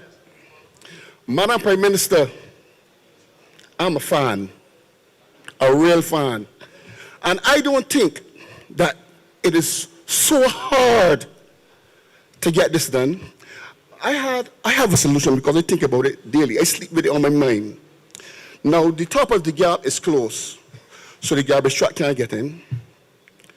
Now, there's a piece of land that has one house on it here that belongs to the cement plant. I assume that the cement plant acquired it from the plantation. All I think it requires is to cut a road from where the bus ball is now outside Broomfield down to where the track is, where that could make it past to cut off that part from that the track can't get in, and create a road for the people. If it can't happen, excavate it, give the people something solid to walk on, because when the rainfall is muddy, full of water is in the bottom. Rest assured, not only are we going to address it, I'm going to ask Peter and the MTW people to come and visit it in the next few days with you. No, dear by Gracie, top of the road, give me a chance. Sorry, ma'am. That's all right, because I'm also going to ask, we are also looking at some new technological solutions, and I'm going to ask Rommel to speak to them, because what you're describing in Broomfield, regrettably, remains too much on our landscape.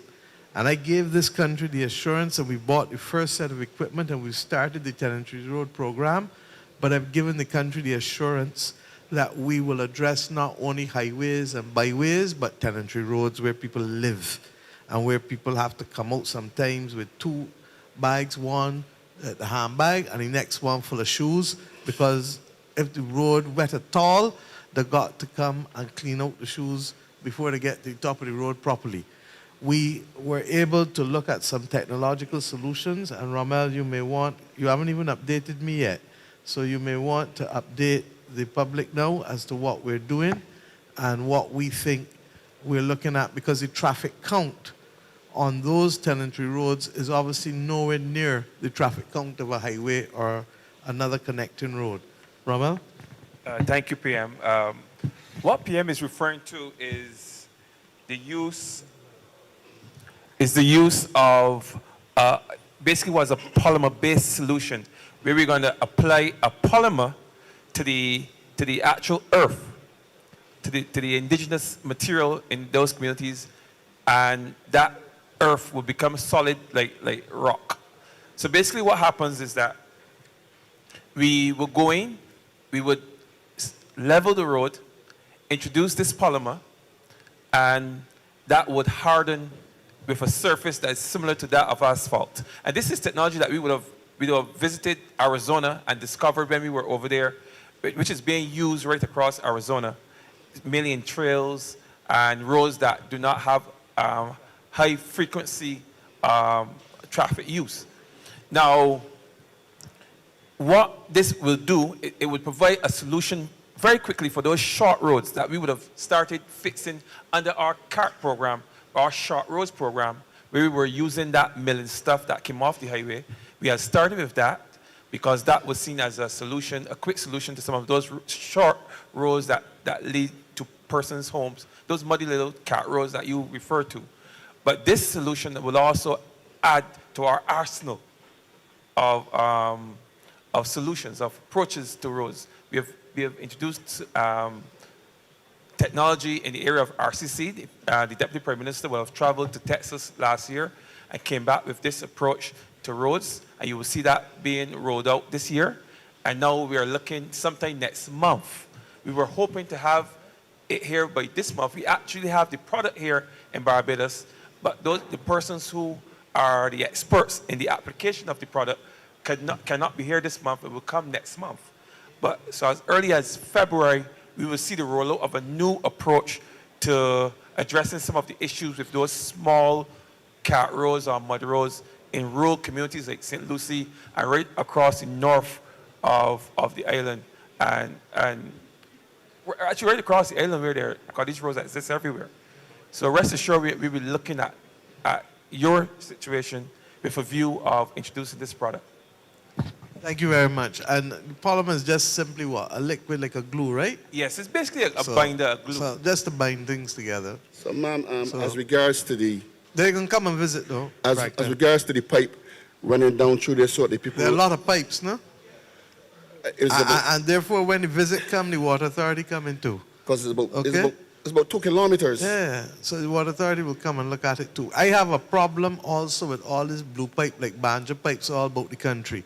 And I think that we have to find a way, and one of the things I'm going to be discussing with the water authority is how best to deal with this, because for all kinds of reasons that I will not speak to here, I do not like it.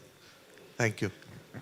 Ma'am, ma'am. I see you full of passion. Ma'am. So trust me, the poly blue does get burst every week because of the closest at the top of the road. That is exactly why I tell you the water authority Bengal come.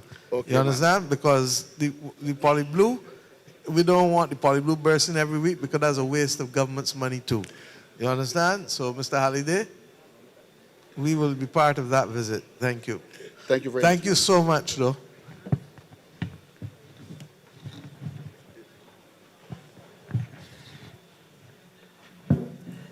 Good night, everyone. My name is Ingrid Bowen from Maycott's Terrace in St. Lucie. I've come here tonight to address the situation in the neighborhood where we have a well. It's a well that has been there now for years when the land was a plantation. And a farmer used to work the land and use the well. It's about 150 feet deep, apparently, with 20 feet of water. and there's only a piece of galvanite on top of that well. No, it's not good. So we need to have someone come and look at this well. And apparently the water is flowing. It's not stagnant, so it's flowing somewhere. The water authority. The gentleman next to you pointed and saying that he Mr. got, Eiffel? yeah, he got Okay, all right. from Yes. water authority. Yes, okay. You know about it though? That's why walk. Not that we used to use. No, the Someone, plantation yeah. used to use. Yeah. And you say yeah. it's still got 20 foot of water in it flowing? It's flowing, yeah. It's Okay. flowing. Absolutely. Yeah. So they'll come So soon. we need, because there are people moving into the neighborhood who don't know about that. And it's a risk. And it's a risk. Absolutely. And I So- thank you for your neighborliness and public spiritedness. No problem. Thank Thank you. you. Thank you. Thank you, Ms. Boyd. That's it. Ladies and gentlemen, I want to thank the people of St. Lucie for coming out tonight. This government, as I indicated, and as you heard tonight, everything we say or do will not always be pleasant. There's one other person. Ma'am? Good You're night. from St. Lucie? Yes, please. All right, what's the name? Ronte Johnson.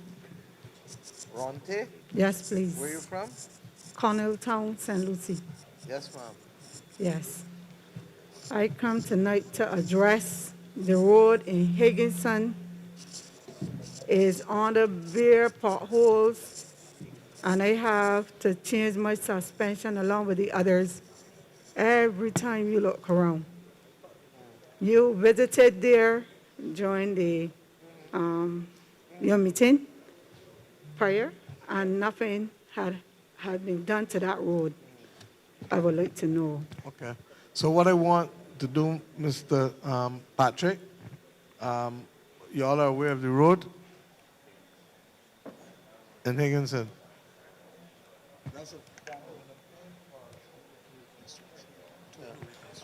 Peter, you speak, Peter, because apparently it is so bad that we can't just mill and pave. It needs total reconstruction. Peter?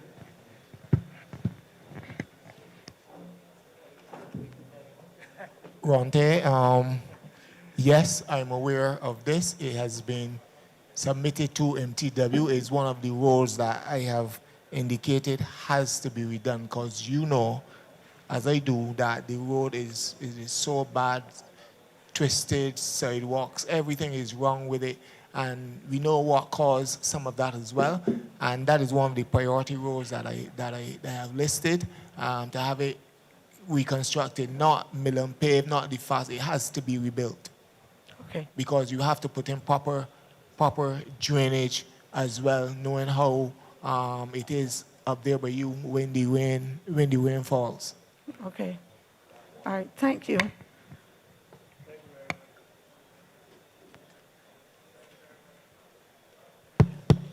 Thank you very much, Ms. Johnson. I want to thank everyone for coming out again. As I said, we're now going into our third year of Parish Speaks.